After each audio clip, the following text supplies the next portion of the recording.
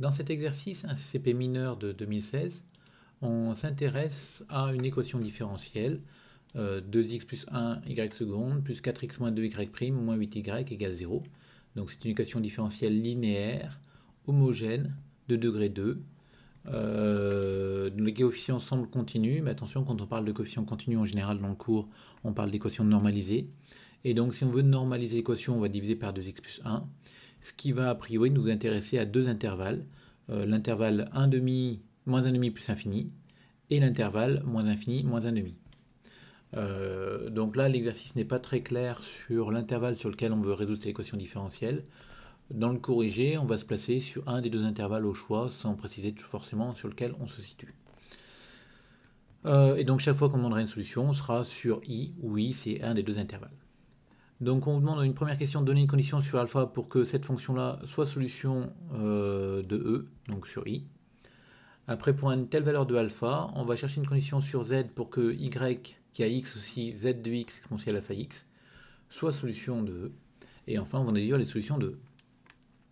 Donc, ici, donc, on va regarder la première question. Donc, on va poser cette fonction-là. Quel que soit le alpha dans R, y va être de classe C2 par opération sur fonction usuelle. On connaît les dérivées. Et donc, pour tout x dans i, on a cette quantité-là, qui est égale, on remplace, et on obtient ceci. Donc, y est solution de sur i, si et seulement si pour tout x dans i, cette quantité est nulle, ce qui est donc équivalent à cette quantité est nulle. Et comme une exponentielle est jamais nulle, ça revient à dire que la quantité en facteur de l'exponentielle est nulle. Et finalement, on obtient, alors nous c'est on obtient ce polynôme-là qui va apparaître, qui doit avoir une infinité de racines. Parce que pour tout x appartenant à i, donc pour tout x appartenant à un des deux intervalles qui est infini, petit x est solution. Et comme ce polynôme a une infinité de racines, ça veut dire qu'il est nul. Et donc ces coefficients sont nuls. Donc le coefficient de degré 1, le coefficient constant. Donc on a ces deux choses-là qui valent 0. Et on résout, sur la première ligne, on obtient alpha égale moins 2. Et alpha égale moins 2, et bien solution de la deuxième ligne. Donc on a comme ça trouvé une unique solution, une unique valeur de alpha qui a marché, c'est alpha égale moins 2. Ensuite, donner une condition sur z pour que cette fonction soit solution de e. Donc on va poser z une fonction. Et on va poser y qui a x appartenant à i, associé z de x exponentielle moins 2x. Donc avec le alpha égale moins 2 qu'on a trouvé au préalable. Donc finalement, on a y égale z de x exponentielle moins 2x, mais aussi z égale y de x exponentielle 2x. Et donc si z est deux fois dérivable, alors y le sera comme produit de fonction deux fois dérivable. Si y est deux fois dérivable, alors z le sera comme produit de deux fonctions dérivables. Et donc du coup, on obtient que y est deux fois dérivable si seulement si z l'est. Et dans ce cas, donc où les deux fonctions sont deux fois dérivables, on a la dérivée de y qui s'exprime en fonction de celle de z. Pareil pour la dérivée seconde, donc je ne détaille pas les calculs.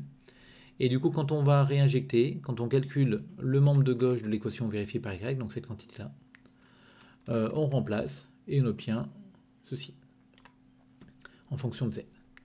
Donc finalement, y est solution de sur i, c'est seulement si y est deux fois dérivable sur i, et pour tout x dans i, l'équation est vérifiée. Ce qui revient à dire qui est équivalent à z deux fois dérivable, et comme ces deux quantités-là sont égales, pour tout x dans i, 2x plus 1, z seconde de x moins 4x plus 6, z' de x égale 0. Et ça revient à dire finalement que z' est solution de cette équation différentielle, ici, où le y que j'ai mis n'a rien à voir avec ce y de départ, mais c'est le y qu'on utilise habituellement pour une équation différentielle. Voilà. Attention donc ici, le passage de là à là, donc j'écris z dérivable, on aurait pu laisser z deux fois dérivable. Je l'ai mis qu'une fois pour dire que z' existe. Et quand on dit que z' est solution, ça sous-entend que z' est dérivable, vu que c'est une équation une DL1. Et z' dérivable, ça me dit que z est deux fois dérivable. Donc là, j'aurais très bien pu laisser z deux fois dérivable. Bon, c'est pas un problème. Bon, alors du coup, l'intérêt, c'est que maintenant, on va s'intéresser à cette équation-là. Et c'est à partir de ce moment-là qu'on voit qu'on a quand même intérêt de se placer sur un intervalle i qui est un de ces deux intervalles. Tout ce que j'ai fait avant serait valable a priori sur R. Donc on va se placer sur i maintenant parce qu'on veut que cette fonction-là ne s'annule pas. Et du coup, mon équation, je la normalise.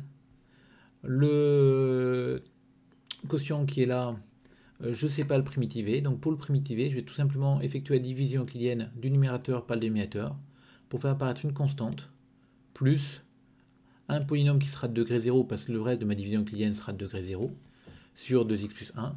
L'intérêt étant que cette quantité, je sais très facilement la primitiver. Donc du coup, je prends une primitive. Alors vous voyez la valeur absolue qui apparaît ici, parce qu'on ne sait pas si on est sur moins 1,5 plus infini ou sur moins infini moins 1,5. Donc j'ai ma primitive, et du coup les solutions, c'est les fonctions qui s'écrivent sous la forme a fois exponentielle de cette primitive. Et donc, quand on regarde ce que ça donne, ça fait 2x plus 1 au carré, exponentielle 2x, l'autre expression de l'exponentielle. Donc on obtient ça, y dans R. Donc on a trouvé les z' solutions de cette équation, enfin les solutions de cette équation-là. Et maintenant on va pouvoir dérouler le raisonnement. Donc on cherche les solutions de E. Et alors on aurait pu raisonner par équivalence, en fait ici. Là j'ai choisi de raisonner plus ou moins par analyse synthèse. Mais l'équivalence serait possible avec le travail qu'on a fait ici, qu'on a fait très proprement, en essayant de garder justement l'équivalence autant que possible. Donc, si y est une solution de E sur I, alors y est 2 fois dérivable. Donc, en posant cette fonction-là, z va être 2 fois dérivable aussi. Et j'ai le rapport entre y et z, hein, bien sûr, les deux rapports. Du coup, j'obtiens, d'après la question précédente, que z' va être solution de cette équation-là. Donc z' va s'écrire sous la forme a fois 2x plus 1 au carré exponentielle 2x. Et du coup, maintenant, je vais chercher z. Et pour trouver z, je vais prendre une primitive de z'.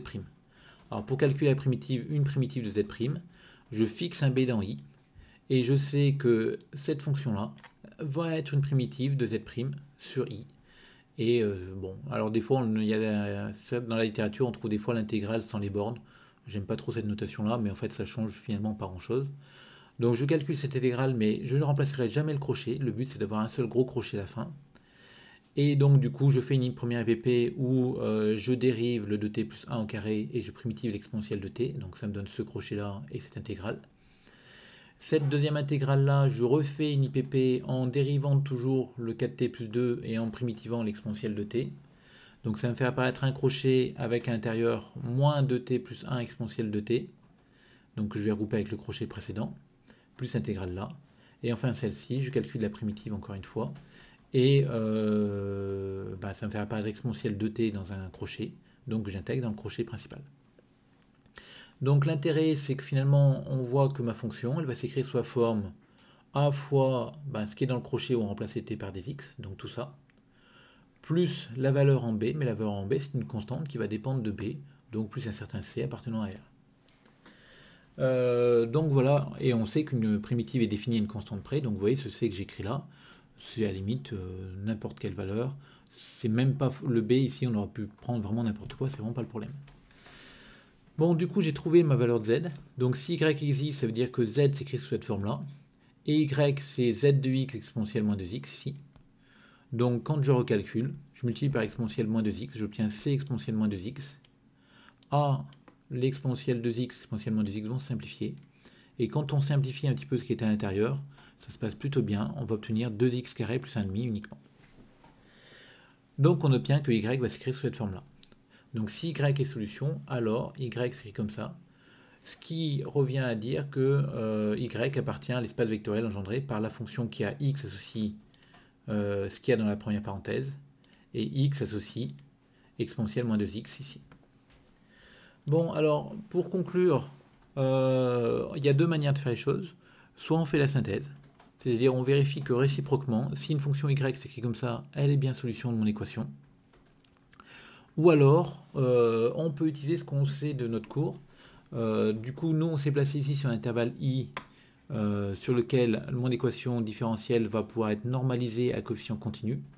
Homogène, c'est important, l'homogénéité à droite ici. Et du coup, on sait que l'ensemble des solutions va être un espace vectoriel de dimension 2. Donc l'idée étant de dire que ces deux fonctions-là seront solutions, vont former une famille libre, et du coup, on aura trouvé une base comme ça de l'ensemble des solutions.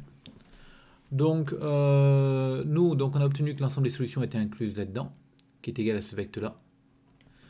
Et d'ailleurs, j'ai dit une bêtise avant, oui, c'est plus simple de le faire comme ça.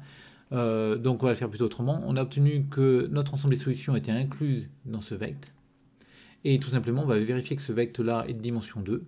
Comme ça, on aura une inclusion ici. Une inclusion ici et l'égalité des dimensions.